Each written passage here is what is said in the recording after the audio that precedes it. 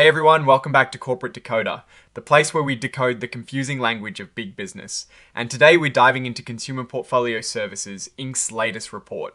We've got some earnings news that might just surprise you before we get into the nitty-gritty. If you love getting insights directly from company filings without the corporate jargon, make sure you are subscribed. And hey, we've got a fantastic community over on Discord where we break down these reports even further. So join us there, link in the description. Alright, so what we have here is a current report from Consumer Portfolio Services Inc.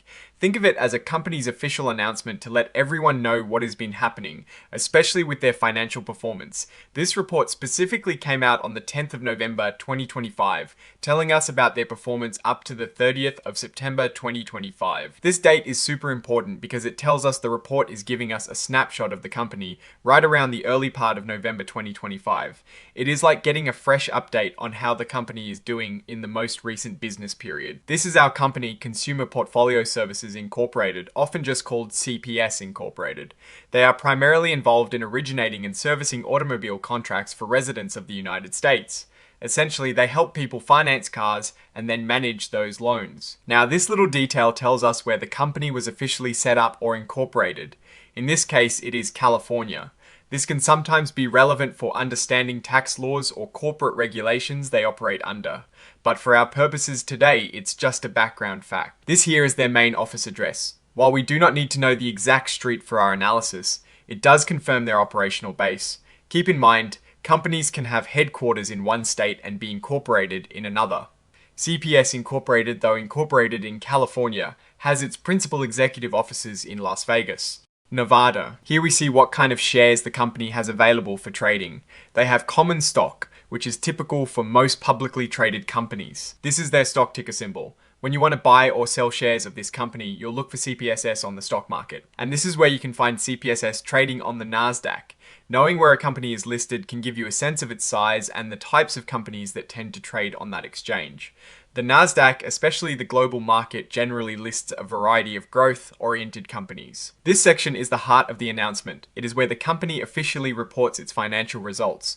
They are basically saying, here is how we did financially for this period. So on the 10th of November 2025, Consumer Portfolio Services Incorporated released their financial results for both the last 3 months, ending the 30th of September 2025, and for the first 9 months of that year. This is what we're going to be digging into. They're giving us a look at their earnings, which is basically their profit and revenue. They also mentioned they are holding a conference call on the 11th of November 2025 to talk more about these results. This is common practice for companies to provide more color and answer questions from investors and analysts. It shows they are open for discussion about their performance and future outlook. This part is simply telling us what other documents are attached to this report. Think of it as the table of contents for the additional information. This is the actual earnings announcement they probably sent out to the press and investors.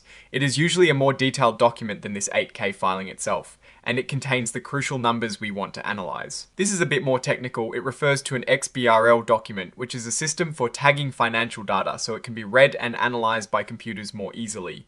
This particular item is the interactive data file for the cover page of the report, making it easier to access key information. This is simply a page number within the filing itself, indicating we are on page 3 of this particular report. Now we come to the formal sign-off. This section is where the company's responsible officers officially declare that the information in the report is accurate to the best of their knowledge. This is the actual signature of someone authorized to sign on behalf of the company. And the person signing is Dinesh Bharwani, who holds a very important position as the Executive Vice President and Chief Financial Officer. This means he is a top executive directly responsible for the company's financial reporting, making his signature a seal of approval on the accuracy of this report. Now, let's focus on what really matters, the actual financial results announced on the 10th of November. Companies like Consumer Portfolio Services Incorporated make their money by originating and servicing auto loans. So we're looking at how many new loans they've made and how well they're collecting payments on existing loans.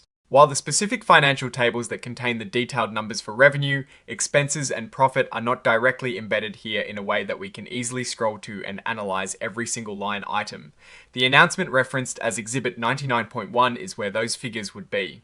However, based on the fact that this is an 8K filing for earnings, we can infer that the key focus is on their operational performance and financial condition for the 3 and 9 month periods. Typically, this would include metrics like total revenue from their loan servicing fees and origination income, as well as their operating expenses, provision for loan losses, and ultimately, their net income or loss. In a Warren Buffett style, we want to see consistent profitability and a healthy balance sheet. For a company in the auto lending space, a key indicator would be their net charge-off rate, which is the percentage of loans that the company cannot recover after repossession and sale of the vehicle. A rising charge-off rate would signal weakness in their underwriting or in the economic conditions affecting borrowers. Conversely, a stable or declining charge-off rate coupled with strong revenue growth from servicing and origination would indicate a company firing on all cylinders. We also want to see growth in their servicing portfolio. The more loans they service, the more recurring fee income they generate, which is generally a very valuable and stable revenue stream. If their servicing portfolio is shrinking, it means they are losing business, which is a red flag. The fact that they are holding a conference call to discuss these results suggests that there might be some nuances or significant movements in these numbers that management wants to elaborate on. It is vital for investors to listen to these calls to understand management's perspective on the results, their outlook for the future, and any challenges or opportunities they foresee. Looking at Consumer Portfolio Services Incorporated, their business model is sensitive to economic cycles and interest rates. During economic downturns, borrowers are more likely to default on their loans, increasing the company's provision for loan losses. Conversely, in a strong economy, loan demand can rise and borrowers are more likely to repay their obligations. Now, let's get to my take on this filing. Based on the information presented, Consumer Portfolio Services Incorporated is communicating its recent financial performance. The critical takeaway from an 8K like this is usually contained in the attached earnings release. Without that specific exhibit being directly readable here, we're operating on the general structure of such a report. Companies issue these reports to be transparent with investors about their financial health. The strength of a company like CPS Incorporated hinges on its ability to manage risk in its loan portfolio and to efficiently service those loans. A key strength would be a well-seasoned servicing portfolio that generates consistent fee income and a robust origination pipeline that adds to this portfolio. Weaknesses could emerge if their underwriting standards are too loose, leading to high default rates, or if their servicing technology and processes are not efficient, leading to higher operating costs. Opportunities for a company like this lie in capturing market share in a growing auto loan market, or by innovating their servicing technology to reduce costs and improve customer experience. Risks always include economic downturns, rising interest rates that can impact borrower affordability, and increase competition in the auto finance sector. To truly assess Consumer Portfolio Services Incorporated based on this filing alone, we would need to see the actual numbers from Exhibit 99.1. However, the fact that they are reporting and holding a conference call indicates they are adhering to regulatory standards and are actively communicating their performance. A critical next step for any investor would be to review that attached earnings release and listen to the conference call to get the full picture. Alright, that is our breakdown of this Consumer Portfolio Services Incorporated filing. What is your take on these types of reports and what they signal for the company's future? Drop your thoughts in the comments if this analysis was valuable. Hitting that like button really helps, and subscribe for more deep dives. Don't forget to check out the Discord in the description. Thanks for watching. See you next time.